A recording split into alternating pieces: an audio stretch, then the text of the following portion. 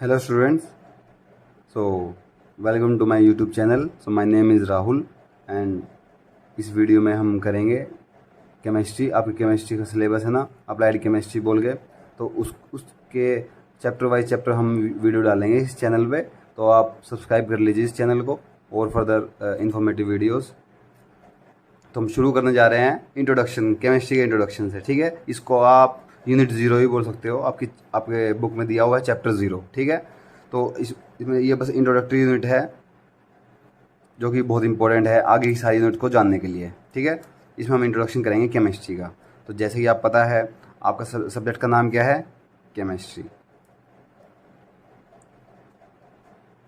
Chemistry आपने पहले भी कभी थोड़ा बहुत सुना होगा, 10th क्लास में आप करके आए होगे। तो उसमें तो physics chemistry math, physics chemistry biology environmental सब एक साथ होते हैं। तो इसमें से अब आपको फिजिक्स अलग पढ़ना है, केमिस्ट्री अलग पढ़ना है। उसमें से केमिस्ट्री वाले पोर्शन को हम इस वीडियो में भी करेंगे। ठीक है, अभी केमिस्ट्री होती क्या है? केमिस्ट्री को हम बोलते हैं it is the branch of science.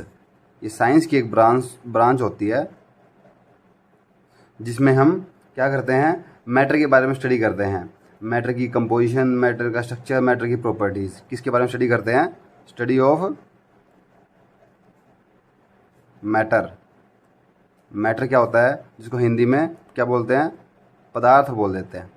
ठीक है, तो मैटर की स्टडी करते हैं। उस स्टडी में क्या क्या चीज़ आएगी? मैटर की प्रॉपर्टीज़ आएगी, मैटर का स्ट्रक्चर आएगा। ठीक है, और क्या आएगा? मैटर की कंपोजिशन आएगी, और क्या आएगा? चेंज इन मैटर, मतलब मैटर में अगर कुछ बदलाव आ रहा है तो वो भी पढ़ेंगे।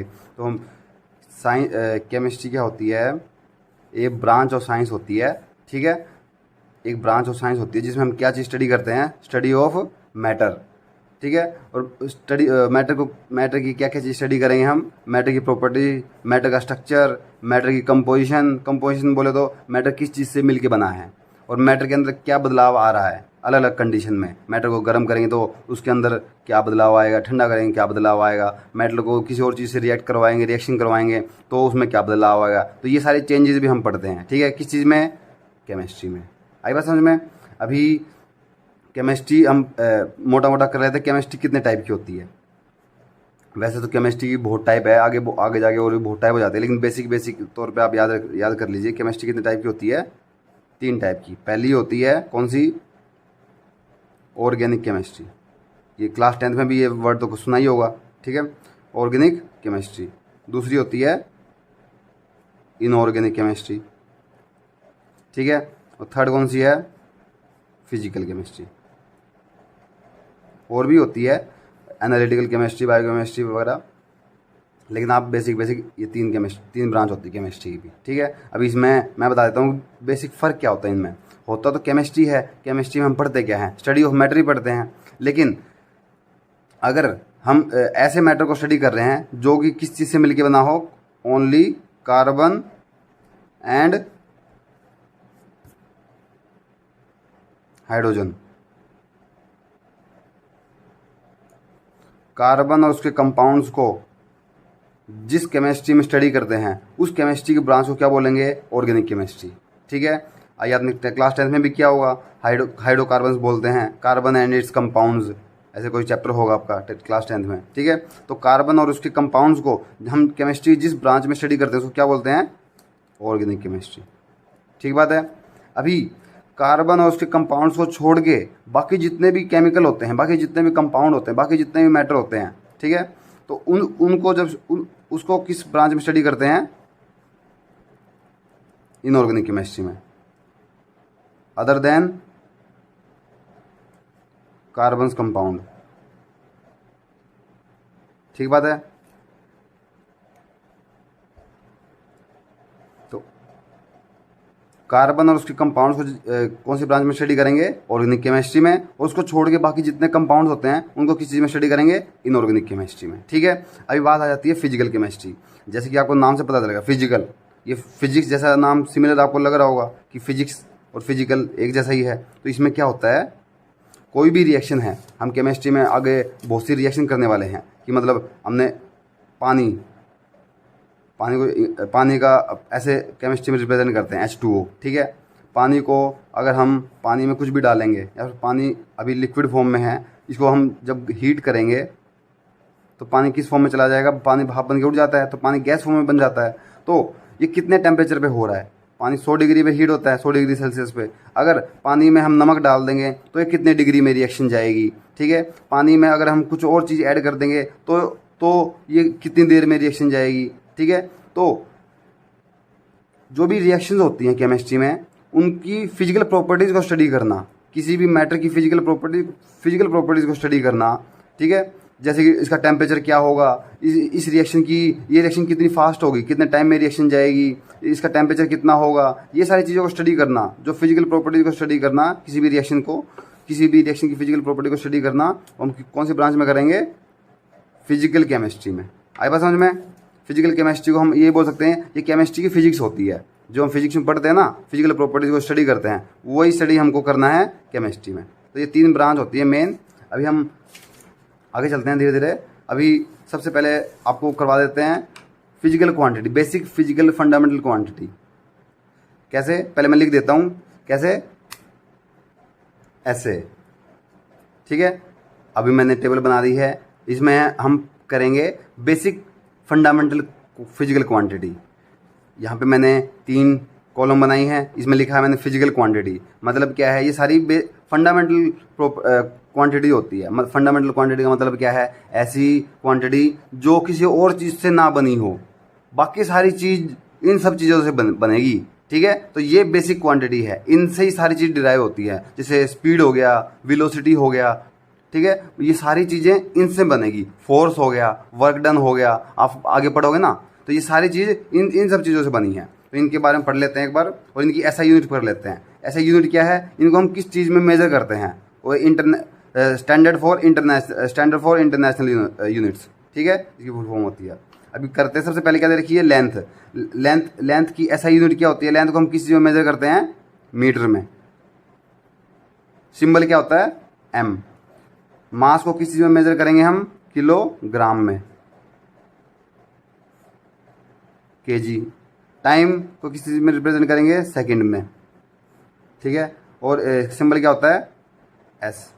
इलेक्ट्रिक करंट हम किस चीज़ में मेजर करते हैं, एम्पियर में। इसको किस चीज़ से रिप्रेजेंट करेंगे, ए से। टेम्परेचर को किस चीज़ में मेजर करते हैं, केल्विन में, के से रिप्रेजेंट करेंगे। अमाउंट ऑफ सब्सटेंस किस चीज़ से रिप्रेजेंट किस चीज़ में इसकी यूनिट होती है, मोल में रिप्रेजेंट करेंगे इसको, MOL। इसमें ई आता है, इसमें ई नहीं आता, ठीक है, ध्यान रखना। और ल्यूमिनस इंटेंसिटी, इसकी यूनिट क्या होती है, कैंडेला, शॉर्ट फॉर्म होती है कैड, CD। मतलब क्या है, लेंथ आपको पता है, लेंथ क्या होता है, लंबाई होती है, इसमें मीटर में मेजर करते हैं। ये सारी ऐसी यूनिट है जो पूरी दुनिया में ऐसा स्टैंडर्ड बनाया हुआ है कि सारी दुनिया, सारी कंट्रीज इनको यूज़ करेगी, ठीक है। मास को किस में मेजर करेंगे, किलोग्राम में। टाइम को सेकंड में। इलेक्ट्रिक करंट, जो कि हमारे घरों में करंट आता है, उसको किस में मेजर करते हैं, एम्पियर में। टेम्परेचर किस में मेजर करेंगे, केल्विन में, ठीक है। एक अपना नॉर्मल डिग्री सेल्सियस होता है, 25 डिग्री सेल्सियस बोलते हैं ना, एक डिग्री सेल्सियस होता है, एक केल्विन भी होता है। और केल्विन वाली होती है इसकी ऐसा यूनिट, ठीक है। एक होता है अमाउंट ऑफ सब्सटेंस, मतलब सब्सटेंस की मात्रा कितनी है, उसको किस में मेजर करते हैं, मोल में, ठीक है। अभी आगे करेंगे जब ये आएगा चैप्टर। तो एक होता है ल्यूमिनस इंटेंसिटी, कोई चीज़ कितनी ब्राइट है, ठीक है, तो इंटेंसिटी किस में मेजर करेंगे, कैंडेला में। ये इनके सिंबल है, ठीक है। अभी हम नेक्स्ट करेंगे क्लासिफिकेशन ऑफ मैटर। चार्ट के मीडियम से मैं आपको बताऊंगा कि जो मैटर होता है वो कितने टाइप का होता है। मैटर जो कि आपने पढ़ा होगा, जो केमिस्ट्री में हम क्या चीज़ पढ़ते हैं, मैटर के बारे में तो पढ़ते हैं। मैटर जो कि जिसका मास होता है और जिसका स्पेस होता है, उसको मैटर बोलते हैं। तो मैटर को हम डिवाइड करते हैं 2 चीज़ों में। कैसे, पहले तो डिवाइड करेंगे फिजिकल क्लासिफिकेशन के हिसाब से, फिर डिवाइड करेंगे उसको केमिकल क्लासिफिकेशन के हिसाब से। फिजिकल क्लासिफिकेशन बोले तो मैटर जो हमको फिजिकली दिख रहा है, ऊपर से बाहर से दिख रहा है कि वो कैसा है, तो उसके हिसाब से हम डिवाइड करेंगे। तो मैटर कितने टाइप का दिखेगा हमको, 3 टाइप का दिखेगा। कैसा कैसा, सॉलिड, लिक्विड और गैस। सॉलिड का एग्जांपल जैसे पेन हो गया, बोर्ड हो गया, चेयर हो गया, कुछ भी चीज़ होगी, ठीक है। पानी हो गया ना, पानी नहीं होगा, कोई भी सॉलिड चीज़ होगी, ठीक है। वो सॉलिड की कैटेगरी में आएगा। लिक्विड क्या होगा, जो वाटर हो गया, दूध हो गया, ये सारी चीज़ें क्या किस चीज़ में आएगा, शहद हो गया, ये सारी चीज़ें किस में आएगी, लिक्विड की कैटेगरी में। गैस की कैटेगरी में क्या आएगी, कोई भी ऑक्सीजन गैस होगी, नाइट्रोजन गैस होगी, CO2 गैस होगी, जितनी भी गैस होती हैं ये सारी किस में आएंगी, गैस की कैटेगरी में। ठीक है, तो इन 3 कैटेगरी में हम मैटर को डिवाइड कर सकते हैं। ये इनका फिजिकल क्लासिफिकेशन हो गया। ऑन द अदर हैंड अगर हम क्लासिफिकेशन करेंगे मैटर का, केमिकल क्लासिफिकेशन बोलते हैं। इसमें क्या होता है, मैटर जिस चीज़ से मिलके बना हो ना, मतलब मैटर जिस भी केमिकल से मिलके बनता है ना, उस केमिकल के हिसाब से मैटर को बांटेंगे। तो उससे जब बांटेंगे तो कितने टाइप में मैटर आएगा, कितने टाइप में मैटर बढ़ जाएगा, प्योर सब्सटेंस और मिक्सचर में। अगर मैटर एक ही टाइप के केमिकल से मिलके बना हो तो उसको क्या बोलोगे, प्योर सब्सटेंस। ठीक है, अगर मैटर एक ही टाइप के केमिकल से मिलके ना बना हो, एक से ज़्यादा टाइप के केमिकल से मिलके बना हो, उसको क्या बोलोगे, मिक्सचर। ठीक है, नाम से पता चल रहा है, एक से ज़्यादा चीज़ जब मिक्स हो जाती है, ठीक है, तो उसको बोलते हैं मिक्सचर, मिक्स। और अब बात करते हैं प्योर सब्सटेंस। अगर एक ही टाइप के केमिकल से बना हो उसको प्योर सब्सटेंस बोलते हैं ना, लेकिन वो एक ही टाइप का केमिकल अगर ऐसा हो, Cu हो, Fe हो, गोल्ड हो, एल्यूमिनियम हो, Na हो, मतलब कि ये फंडामेंटल चीज़ होती है। ठीक है, प्योर सब्सटेंस के अंदर आता है एलिमेंट बोल के। एलिमेंट क्या होता है, ये बेसिक फंडामेंटल पार्टिकल होते हैं किसी भी मैटर का। ठीक है, जो अपने से और ज़्यादा छोटे पार्ट में डिवाइड नहीं हो सकता। ठीक है, उसको क्या बोलते हैं, एलिमेंट्स। ठीक है, ये प्योरेस्ट फॉर्म होती है किसी भी मैटर की। ठीक है, इससे सब कुछ बनता है। ठीक है, और ये तो जब ये आपस में मिलकर बन जाएगा, जैसे एग्जांपल दूं आपको, ऑक्सीजन गैस है, ऑक्सीजन गैस को हम बोलते हैं O2। O2, ठीक है, O2 किस चीज़ से मिलकर बनी है, 2 ऑक्सीजन के एटम से, एक ऑक्सीजन का एटम और दूसरा ऑक्सीजन का एटम मिलके O2 बनाएगा। तो जो एक ऑक्सीजन का एटम दूसरा ऑक्सीजन का एटम प्योर है ना, तो इनको क्या बोलते हैं, एलिमेंट्स बोलते हैं। इस एक को क्या बोलेंगे, एलिमेंट्स बोलेंगे। ठीक है, हाँ जी। अगर दूसरे साइड में क्या होता है, प्योर सब्सटेंस में कंपाउंड्स होते हैं। ठीक है, कंपाउंड्स क्या होते हैं, जब अलग अलग टाइप के एटम आपस में मिल जाते हैं तो उसको क्या बोलोगे, कंपाउंड्स बोलोगे। जैसे कि पानी हो गया, और जैसे ऑक्सीजन का एग्जांपल बताया था मैंने। ठीक है, ये भी इसमें आएगा कंपाउंड्स में। ठीक है, तो एक से ज़्यादा जब एलिमेंट्स आपस में मिल जाते हैं, ये हाइड्रोजन एलिमेंट होता है, ये ऑक्सीजन एलिमेंट में आता है। लेकिन जब ये दोनों एलिमेंट आपस में मिल जाएंगे, ऐसे मिल जाएंगे, H2O बन जाएगा, तो इस पूरी चीज़ को क्या बोलोगे, कंपाउंड बोलोगे।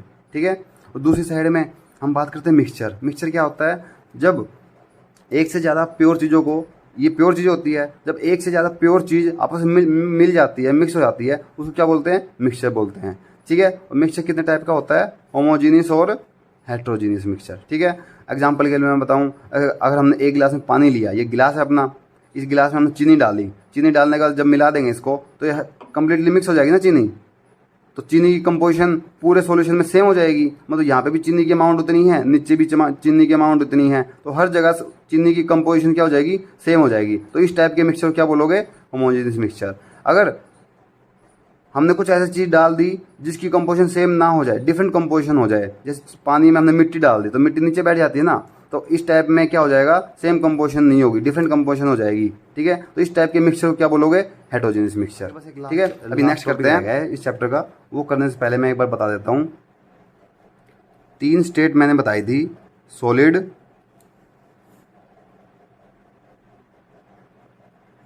लिक्विड और गैस। फिजिकल क्लासिफिकेशन जब किया था। ठीक है, अभी सॉलिड, अब पानी का एग्जांपल ले लो। सॉलिड पानी को क्या बोलते हैं हम, जब पानी सॉलिड फॉर्म में होता है, आइस, बर्फ बोलते हैं ना, और लिक्विड में वाटर ही बोलते हैं, गैस में उसको स्टीम बोल देते हैं, भाप बोल देते हैं। ठीक है, अभी मैं ये बता रहा हूँ, जब सॉलिड से लिक्विड में जाएंगे, आप इसको बर्फ़ के हिसाब से लो। जब बर्फ़ को पानी में बनाना हमको, तो हमको क्या करना पड़ता है, उसको हीट करना पड़ता है। तो जब भी कोई भी चीज़, ये बर्फ़ के लिए एप्लीकेबल नहीं है, ये सारी चीज़ों के लिए एप्लीकेबल है। बर्फ़ से तो आप एग्जांपल लगा सकते हो। जब कोई सॉलिड चीज़ उसको लिक्विड में कन्वर्ट करना है, तो हमको उसको क्या करना पड़ेगा, हीट करना पड़ेगा। ठीक है, उसको जब रिवर्स करेंगे, किसी पानी को जब जमाना होता है, बर्फ़ बनाना होता है, तो क्या करना पड़ता है, उसको ठंडा करना पड़ता है, कूल करना पड़ता है। तो बस ये याद रखो, सॉलिड से जब लिक्विड में जाएंगे तो उसको हीट करना पड़ेगा, और लिक्विड को सॉलिड में कन्वर्ट करने के लिए उसको कूल करना पड़ेगा। सेम ऐसा ही है, लिक्विड को जब गैस बनाना है, पानी को जब उबालना है, भाप बनानी, तो क्या करना पड़ता है, उसको हीट करना पड़ता है। ठीक है, और इसका रिवर्स करेंगे तो क्या हो जाएगा, कूल। तो गैस को अगर ठंडा करेंगे तो क्या बन जाएगी, लिक्विड, और लिक्विड को ठंडा करेंगे तो सॉलिड बन जाएगा। आई बात समझ में। अभी इस रिएक्शन का नाम भी होता है,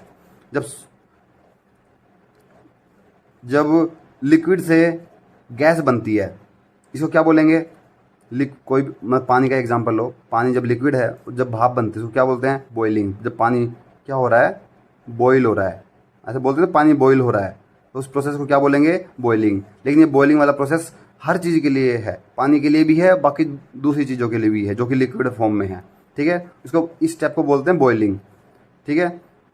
और गैस से लिक्विड में आने को क्या बोलेंगे, कंडेंसेशन, ठीक है। ऐसे ही यहाँ सॉलिड से लिक्विड में जाने वाले स्टेप को क्या बोलते हैं, मेल्टिंग। ऐसे बोलते हैं ना कि आइस मेल्ट हो रही है, उसका मतलब क्या है, बर्फ पिघल रही है, मतलब बर्फ सॉलिड स्टेट से लिक्विड स्टेट में जा रही है, इसलिए स्टेप का नाम क्या हो गया, मेल्टिंग। इसे याद रखना। और इसको क्या बोलेंगे, लिक्विड को सॉलिड में कन्वर्ट करने को क्या बोलेंगे, इसको भी क्या बोल देंगे, कंडेंसेशन, ठीक है। तो ये स्टेप याद रखना। अभी हम बेसिक टर्मिनोलॉजी बात करते हैं, उसके बाद ये चैप्टर खत्म होता है, ठीक है। अभी केमिस्ट्री में आप पढ़ोगे कि एटम, आपने अगर पहले भी सुना होगा, ये एटम होती क्या चीज़ है, मतलब कि आप ये लगाओ, मेटल, एटम क्या होता है, एक फंडामेंटल पार्टिकल होता है,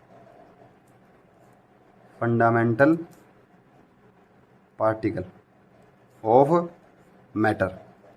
मतलब मैटर तो आप अब तक पढ़ते आए हो। मैटर क्या होता है, हमारे आसपास जो भी चीज़ जिसका मास होता है और जिसने स्पेस ऑक्यूपाई कर रखा होता है, वो चीज़ मैटर होती है। लेकिन हम, जो भी चीज़ हमको दिख रही है एज ए मैटर हमको दिख रही है, वो चीज़ को जब तोड़ते जाएंगे, उसके छोटे पीस करते जाएंगे, तो एक पीस ऐसा आ जाएगा कि वो उससे और ज़्यादा छोटे पीस में वो और नहीं टूट सकता। तो उस बेसिक पार्टिकल को, जो कि और अपने छोटे पार्ट में डिवाइड नहीं होगा, उसको क्या बोलेंगे, एटम। तो फंडामेंटल पार्टिकल क्या होता है, ऐसा पार्टिकल जो और ज़्यादा फर्दर डिवाइड नहीं हो सकता, ठीक है। और जिस चीज़ को मिला के हम मैटर बन जाता है, ठीक है। सारी चीज़ जो मैटर होता है वो एटम से मिलके बना होता है, ठीक है। बहुत सारे एटम जब आपस में मिल जाएंगे तो क्या बनाएगा, मैटर बनाएगा। इसलिए एटम को क्या बोलते हैं, फंडामेंटल पार्टिकल। फंडामेंटल क्यों बोलते हैं, ये बेसिक पार्टिकल होता है, मतलब इससे ही सारी चीज़ बनती है, सारे मैटर बनते हैं, और ये अपने से और ज़्यादा छोटे हिस्से में और ज़्यादा नहीं टूट सकता, ठीक है। तो ये होता है एटम। जैसे कि मैं आपको बताऊं, अब हमारे घरों में आसपास क्या दिखता है, कॉपर की तार दिखती हैं, ठीक है। तो कॉपर की जो वायर होती है वो भी किसी न किसी सबसे छोटे पार्टिकल से मिलके बनी होगी, तो वो भी किसी एटम से मिलके बनी होगी। तो उसके एटम को क्या बोल देते हैं, कॉपर का एटम, कॉपर के एटम, ठीक है। उसको Cu से दिखा देते हैं, ठीक है। ये भी एटम से मिलके बनी है। और एक मैं बताऊं, एल्यूमिनियम एक मेटल होता है, ठीक है। तो वो भी किस चीज़ से मिलके बना होगा, एटम से मिलके बना होगा, ठीक है। तो उसके एटम को Al से दिखा देते हैं, ठीक है। तो बस, लेकिन ये याद रखना, एटम, सारी चीज़ मिलके तो एटम से बनी होती है, लेकिन कॉपर का एटम अलग होगा, एल्यूमिनियम का एटम अलग होगा, ठीक बात है। सोना हो गया, गोल्ड हो गया, गोल्ड भी अपने एटम से मिलके बना होगा, लेकिन गोल्ड का एटम क्या होगा, अलग, एल्यूमिनियम वाले एटम से अलग होगा। आई बात समझ में। अभी हम बात करते हैं मॉलिक्यूल, मॉलिक्यूल्स क्या होते हैं। अभी मैं आपको बताऊं, ऑक्सीजन गैस होती है जो हम सांस लेते हैं, उसको O2 उसका फॉर्मूला होता है। फॉर्मूले का मतलब क्या है, इसमें कितने O जुड़े हुए हैं, 2 O जुड़े हुए हैं। कितने O जुड़े हुए हैं, 2। ये पहला है, ये दूसरा ऑक्सीजन जुड़ा हुआ है। तो इसमें ये पहली चीज़ ये क्या है, ऑक्सीजन का एटम,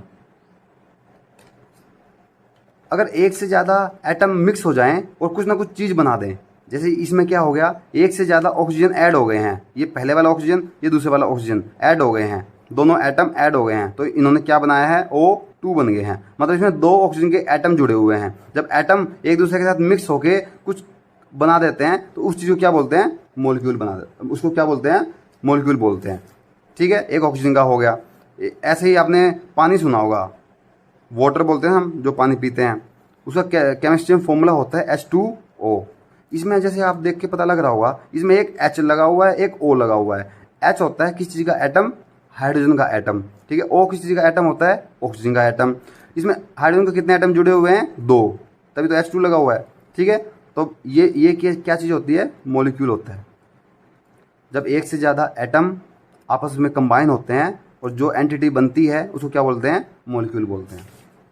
अभी बस 2 चीज़ रह गई आपकी। आयन क्या होता है? आयन क्या होता है? कोई भी एटम और group of atom having positive और नेगेटिव चार्ज। किसी भी एटम या फिर ग्रुप ऑफ एटम पे पॉजिटिव चार्ज आ जाए या फिर नेगेटिव चार्ज आ जाए तो उस एटम या ग्रुप को क्या बोलेंगे? आयन बोलेंगे। एग्जाम्पल के लिए Na, सोडियम के एटम को बोलते हैं Na। अगर इस एटम के ऊपर चार्ज आ जाए, जैसे प्लस चार्ज लगा दिया मैंने, ठीक है, तो अब ये एटम ना रह गई, इसको हम क्या बोलेंगे? आयन बोलेंगे। ठीक बात है। क्लोरीन है, क्लोरीन का एक एटम है, ये क्लोरीन के एक एटम पे अगर नेगेटिव चार्ज अगर आ गया तो ये क्या बन जाएगा? आयन बन जाएगा, ठीक है। ये दोनों हो गए एटम के एग्जाम्पल। ये सोडियम का एटम था, ये क्लोरीन का एटम था। अब ग्रुप ऑफ एटम का एग्जाम्पल क्या होगा? CO3 2- कार्बन और O3 2- अगर हटा दोगे तो पूरा CO3 एक ग्रुप ऑफ एटम है, मतलब 3 ऑक्सीजन के एटम लगे हुए हैं, 1 कार्बन का लगा हुआ है। इस पूरे के ऊपर कितना नेगेटिव चार्ज है? 2 नेगेटिव चार्ज है। तो इस ग्रुप ऑफ एटम पे भी चार्ज आ गया तो इसको भी क्या बोलेंगे? आयन बोलेंगे। तो ऐसी चीज़ बोले तो ऐसा एटम या फिर ग्रुप ऑफ एटम जिसके ऊपर पॉजिटिव या नेगेटिव चार्ज हो उसको क्या बोलेंगे? आयन बोलेंगे। और आयन कितने टाइप का होता है? 2 टाइप का, कटायन और अनायन। बस आयन तो आगे लगा ही हुआ है, बस इसमें कैट लगाना है, इसमें एन लगाना है, ठीक है। कटायन का मतलब क्या होता है? पॉजिटिव चार्ज वाले आयन। अनायन का मतलब नेगेटिव चार्ज वाले आयन। तो इसमें ये वाला क्या होगा? कटायन होगा। ये वाला क्या होगा? अनायन होगा। ये वाला भी अनायन होगा। आई बात समझ में? तो बस ये आपको बेसिक चीज़ करनी थी। तो इसी के साथ आपकी यूनिट 0 खत्म होती है। अभी नेक्स्ट है हम यूनिट 1 से करेंगे, ठीक है। Thank you.